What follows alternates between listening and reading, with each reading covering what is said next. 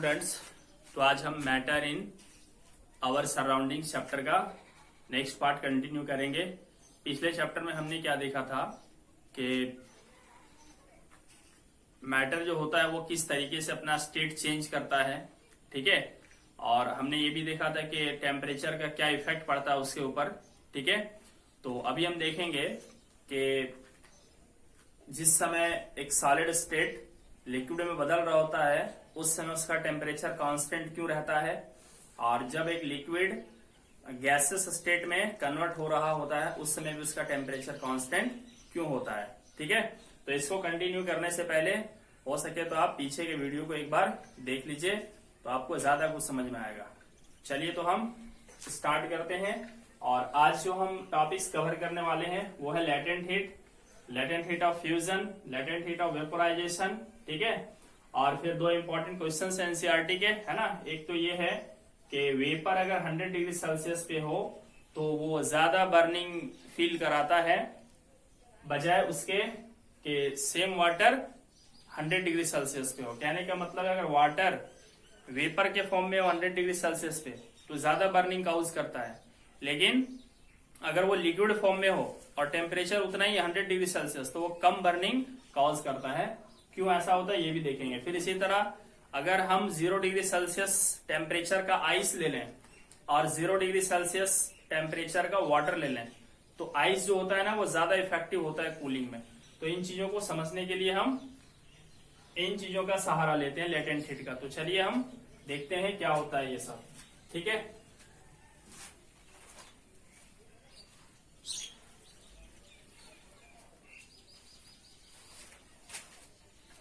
चलिए तो मान लेते हैं ये हमारे पास एक कंटेनर है और इस कंटेनर में हमारे पास एक आइस क्यूब है, बर्फ का एक टुकड़ा है, ठीक।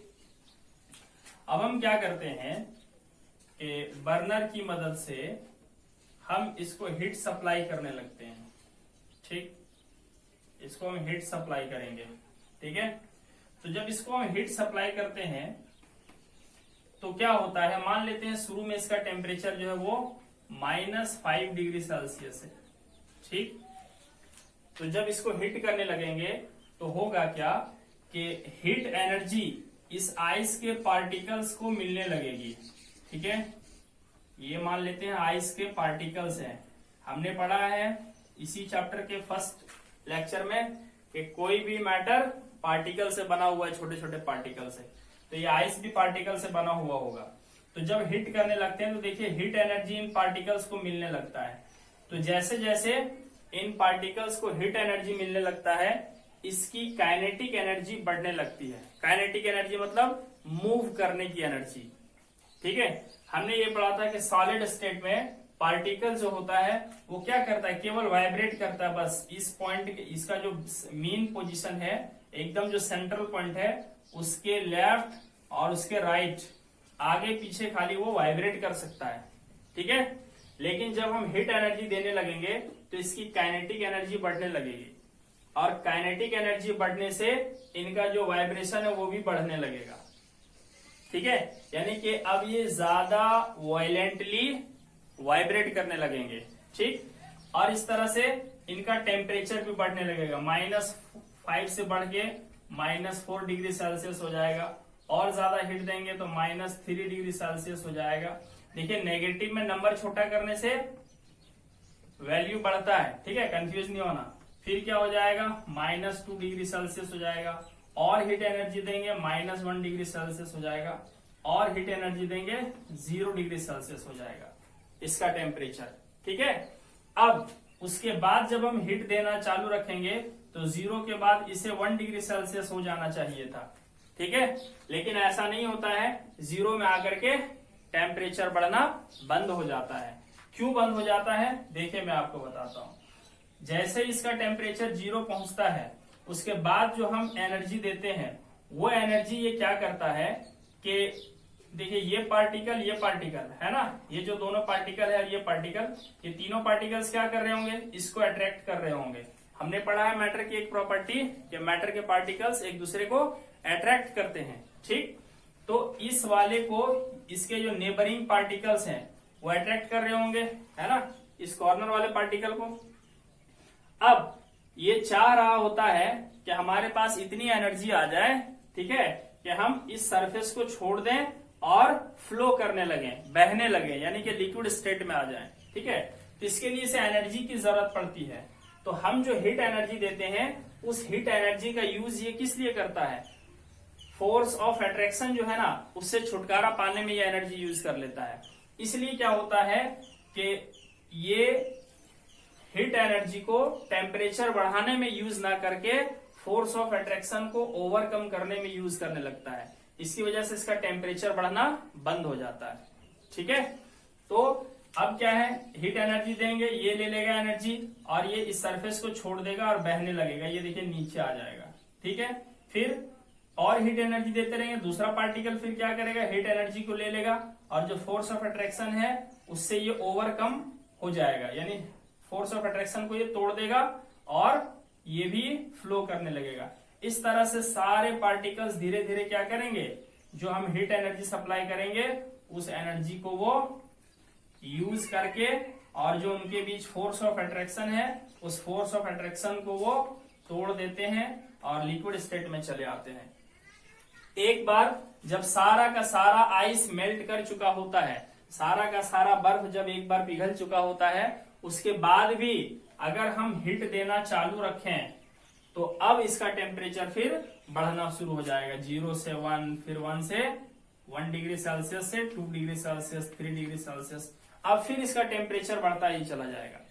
तो यहां पर देखिए क्या हुआ कि जिस समय स्टेट चेंज होता है उस समय जो हम एनर्जी सप्लाई करते हैं, उस एनर्जी को पार्टिकल्स जो है वो फोर्स ऑफ अट्रैक्शन को तोड़ने में यूज कर देते हैं, इसलिए टेम्परेचर उसका बढ़ता नहीं है, ठीक है। तो यहां पर क्वेश्चन है, why the temperature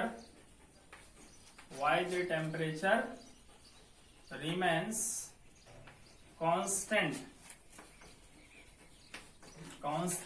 during change in state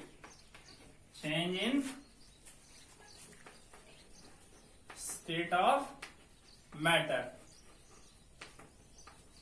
ठीक है। चलिए, तो अब क्या है कि जब इसका स्टेट चेंज हो जाएगा, यानी कि जब पूरा का पूरा सॉलिड आइस लिक्विड वाटर में बदल चुका होगा, उसके बाद भी अगर हम हीट देना चालू रखें तो इसका टेम्परेचर बढ़ने लगेगा। अब बढ़ते बढ़ते बढ़ते बढ़ते, है ना, पता है ये कितना तक बढ़ेगा, ये अल्टीमेटली 100 डिग्री सेल्सियस तक पहुंचेगा, है ना। इसका टेम्परेचर कितना पहुंच जाएगा, 100 डिग्री सेल्सियस पे।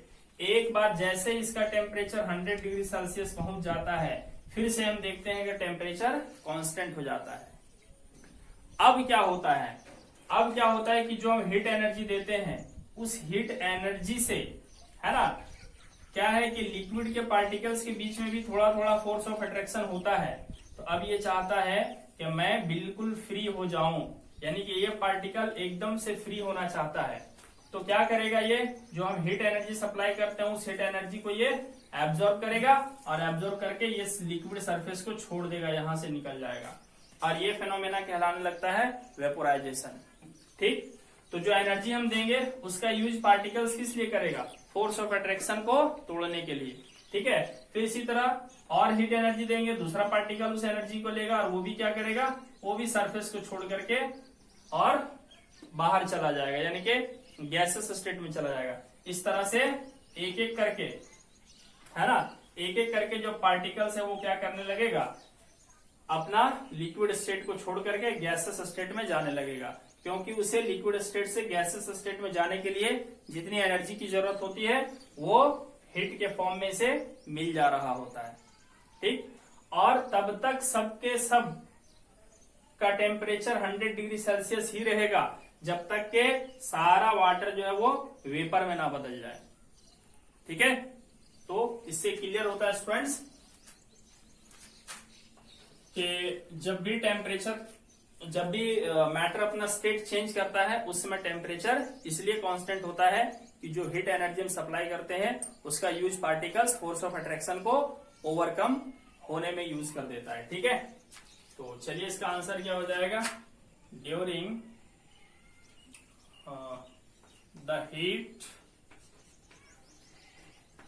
Energy supplied during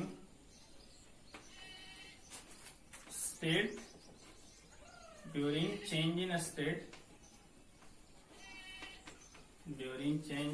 state is used by the particles to overcome का मतलब क्या होता है? छुटकारा पाना, ठीक है। to overcome the force of attraction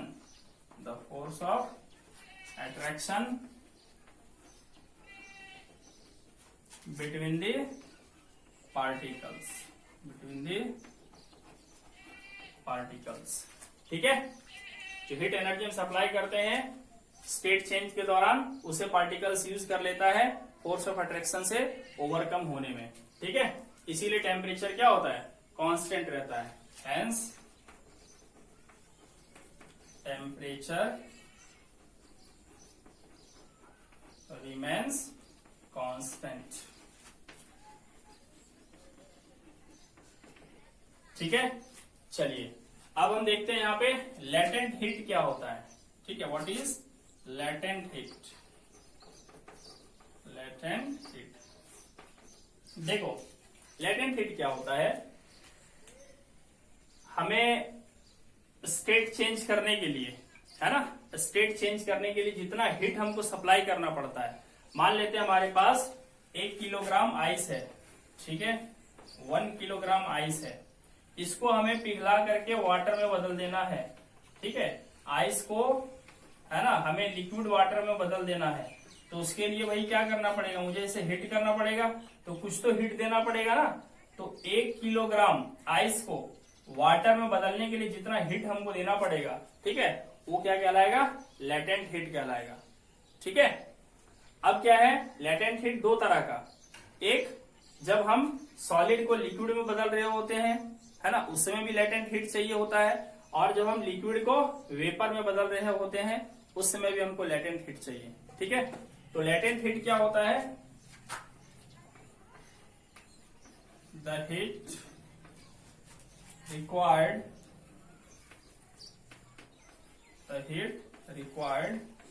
to change the state of matter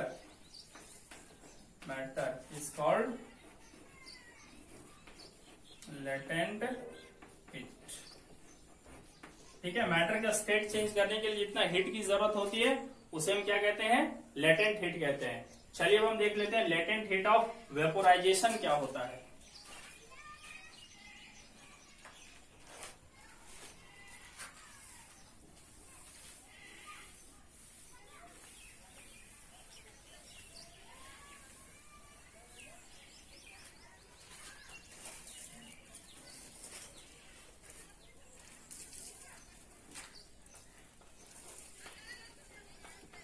latent heat of vaporization,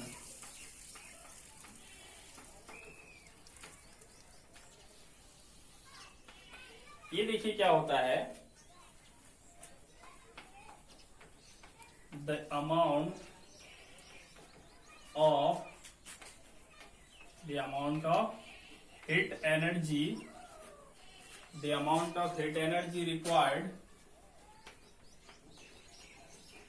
required to change 1 kilogram solid into liquid at atmospheric pressure, ठीक है। एटमॉस्फेरिक प्रेशर पे 1 kg सॉलिड को लिक्विड में बदलने के लिए जितना heat energy हमें चाहिए होता है उसे हम क्या कहते हैं? Latent heat of vaporisation, sorry, latent heat of vaporisation ये नहीं होगा। तो चलिए देखते हैं हम लोग लेटेंट हीट ऑफ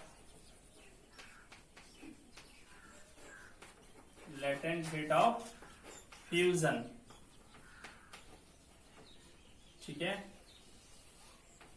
देखिए अभी हमने देखा लेटेंट हीट का मतलब क्या होता है, वो अमाउंट ऑफ हीट जो स्टेट चेंज करने के लिए यूज होता है।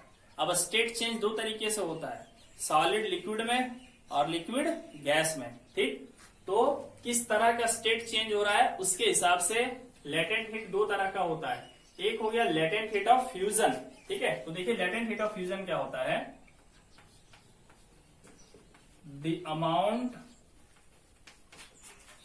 the amount of heat energy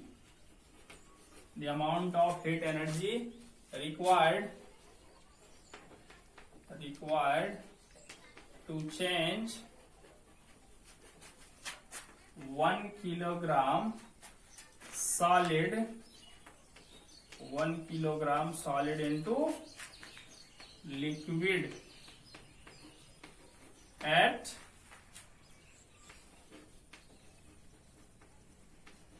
atmospheric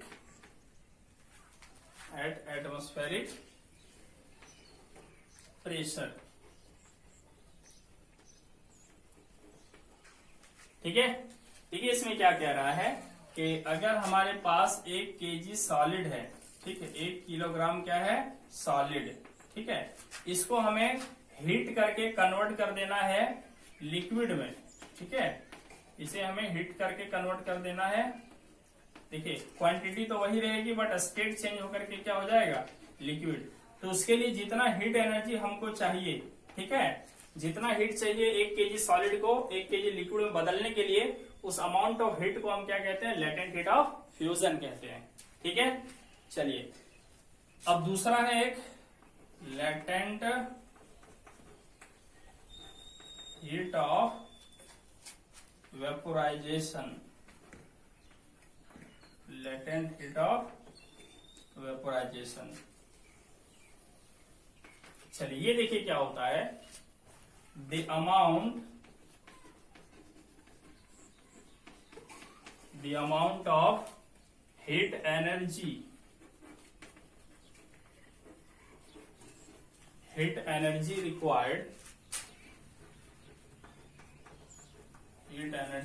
required to change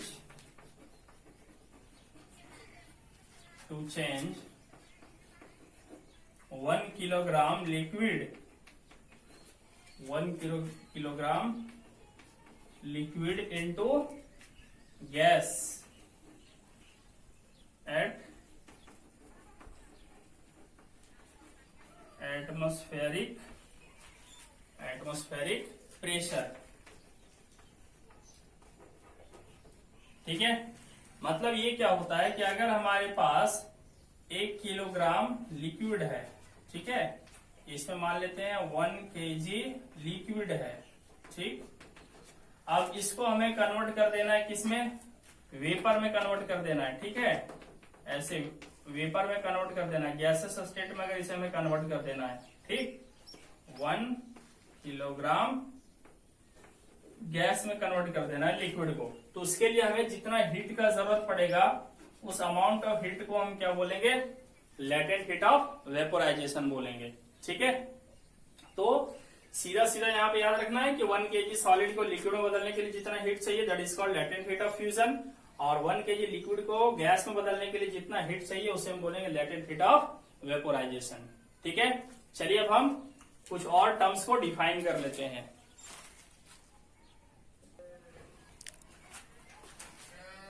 तो अभी हमने देखा कि लेटेंट हीट क्या होता है और लेटेंट हीट ऑफ फ्यूजन क्या होता है, लेटेंट हीट ऑफ वेपोराइजेशन क्या होता है। ठीक है, अब उसी के बेसिस पे यहाँ पर 2 क्वेश्चन है जिसको हम डिस्कस करेंगे।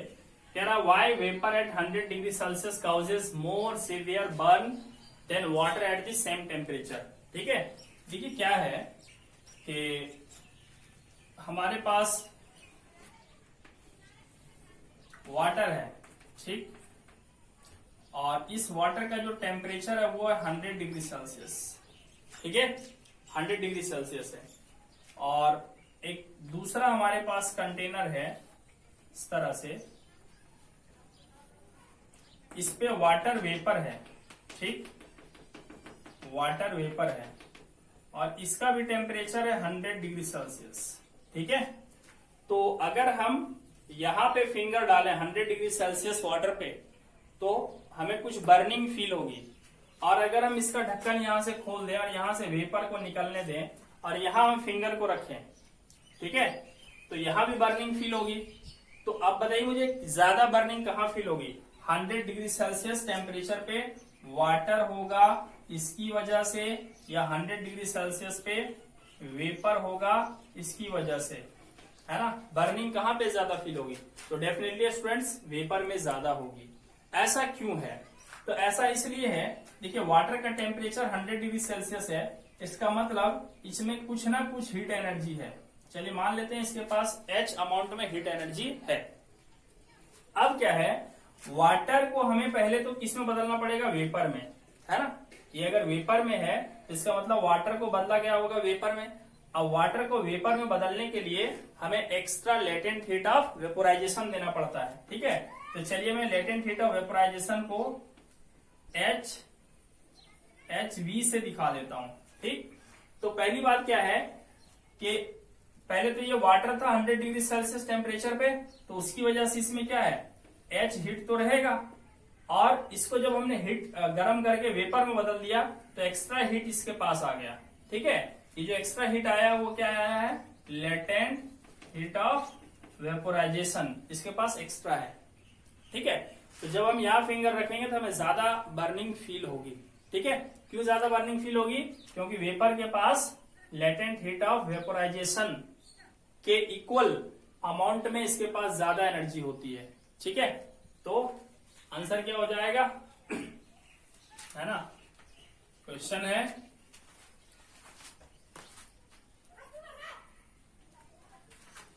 why vapor at 100 degree Celsius causes more severe burn than the water at same temperature। ठीक है, तो इसका क्या आंसर हो जाएगा? सिंपल सा, ठीक है, this is because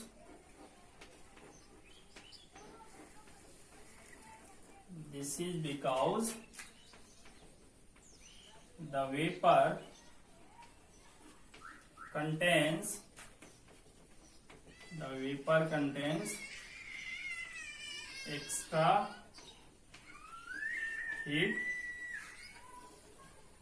extra heat energy which is equal to its latent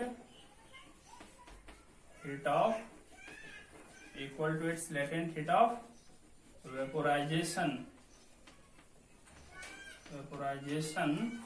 in it। ठीक है, then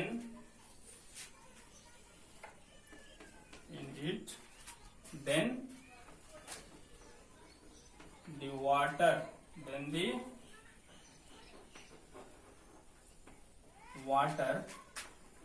at 100 डिग्री सेल्सियस। ठीक है, ऐसा इसलिए होता है क्योंकि वेपर में जो है ना वो एक्स्ट्रा हीट एनर्जी होता है, जो कि किसके बराबर होता है? इसके लेटेंट हीट ऑफ वेपोराइजेशन के बराबर होता है। ठीक है, और 100 डिग्री सेल्सियस पे जो वाटर होता है ना उससे ज्यादा उसके पास एनर्जी हो जाती है। चलिए नेक्स्ट क्वेश्चन है यहाँ पे,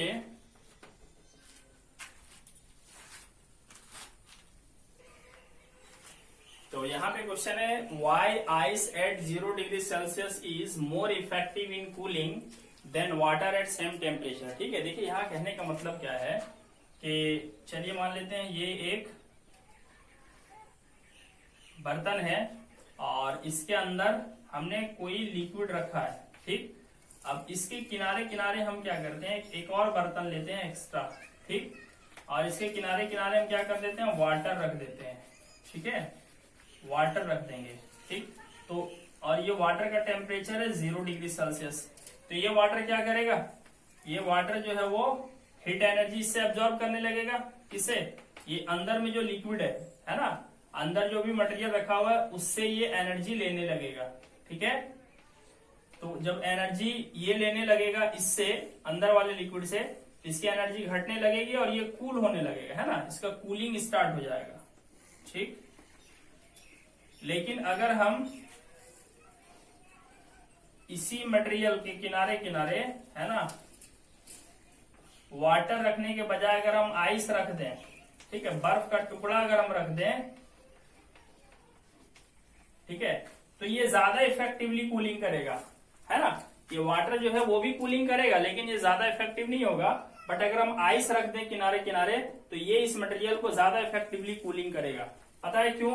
क्योंकि पहले तो ये क्या करेगा, पहले ये आइस जो है ना वो लेटेंट हीट ऑफ फ्यूजन यहां से अब्सॉर्ब करेगा, है ना भाई। इस आइस को पहले तो पिघलना है, वाटर में कन्वर्ट होना है। तो वाटर में कन्वर्ट होने के लिए इसे क्या चाहिए? लेटेंट हीट ऑफ फ्यूजन चाहिए। तो पहले तो ये क्या करेगा, ये जो बर्तन है ना, इस बर्तन में से और इसके अंदर जो मटेरियल है उसमें से ये हीट एब्जॉर्ब करेगा। कौन सा heat? Latent heat of fusion.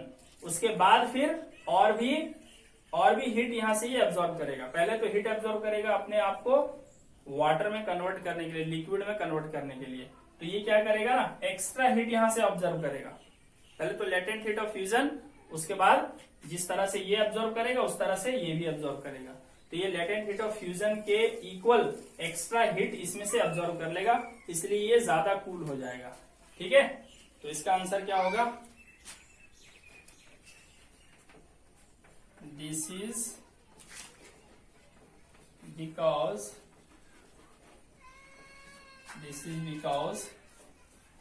ice at 0 degree Celsius will absorb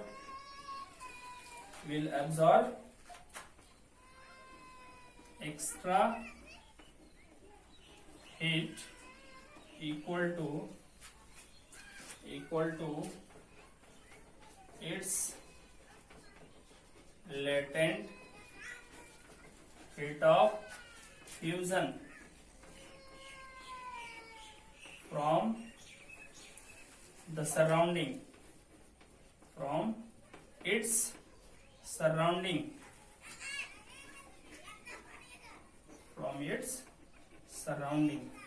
and hence as compared to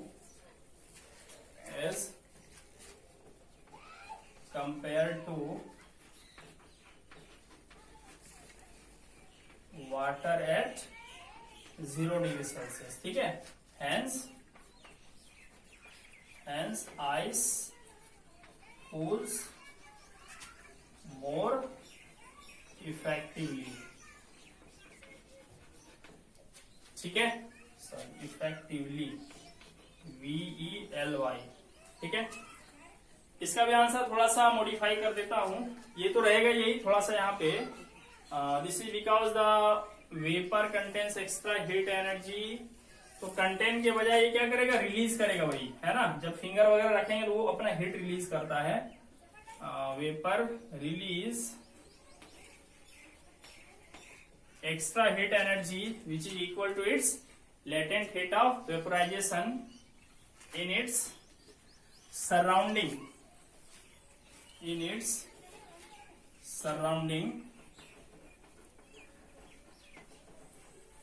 as compared to water at 100 degree Celsius. ठीक है, तो स्टूडेंट्स ये दो काफी इंपॉर्टेंट क्वेश्चंस है और उम्मीद आपको समझ में आया होगा, है ना।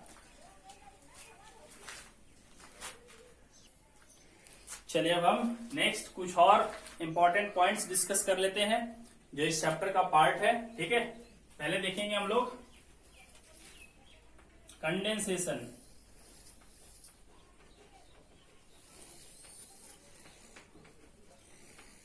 ठीक है, कंडेंसेशन क्या होता है? ये कंडेंसेशन क्या होता है?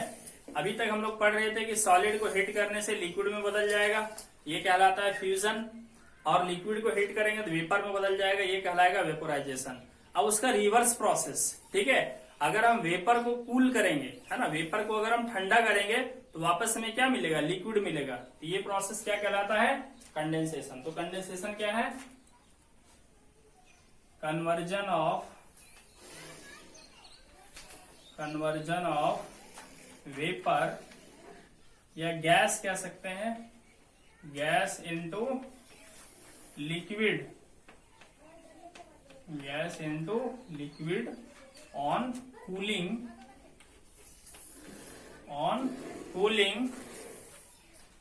is called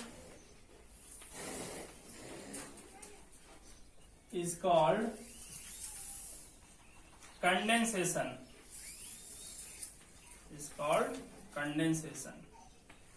ठीक है। अगर गैस को ठंडा कर देने से लिक्विड में बदल जाता है तो ये प्रोसेस क्या कहलाता है, कंडेंसेशन। कंडेंसेशन हम लोग ऑब्जर्व करते हैं, है ना, कई बार देखोगे, जैसे इस कंटेनर में वाटर रख दें और इसको हम हीट करने लगे तो यहां से वेपर बन के निकलने लगेगा। अब इसके ऊपर हम कोई ढक्कन रख दें, इस तरीके से अगर इसके ऊपर हम कोई ढक्कन रख दें तो ये वेपर क्या होता है ना, वापस इसके कांटेक्ट में आता है, इस बर्तन के कांटेक्ट में आता है वेपर, और ये कंडेंसेशन प्रोसेस से लिक्विड में बदल जाता है। कई बार ऐसा हम लोग देखते हैं। अब ये बर्तन हटाओगे तो उसके नीचे आपको लिक्विड मिलेगा, यानी कि वाटर मिलेगा, ठीक है। चलिए नेक्स्ट हमें मिलता है, अब क्या है कि अगर लिक्विड है और इसको रेफ्रिजरेटर में डाल दें तो टेम्परेचर और घटने लगेगा, तो अब क्या हो जाएगा, लिक्विड जो है वो सॉलिड स्टेट में आ जाता है, ठीक है। तो ये प्रोसेस कहलाता है फ्रीजिंग, ठीक है। तो नेक्स्ट है freezing.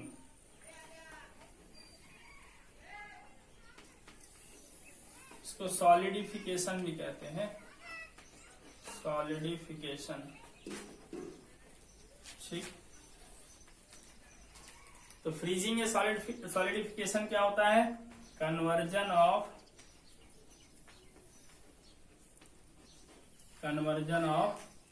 Liquid into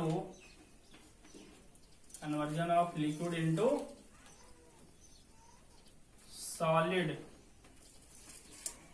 on cooling is called freezing or solidification।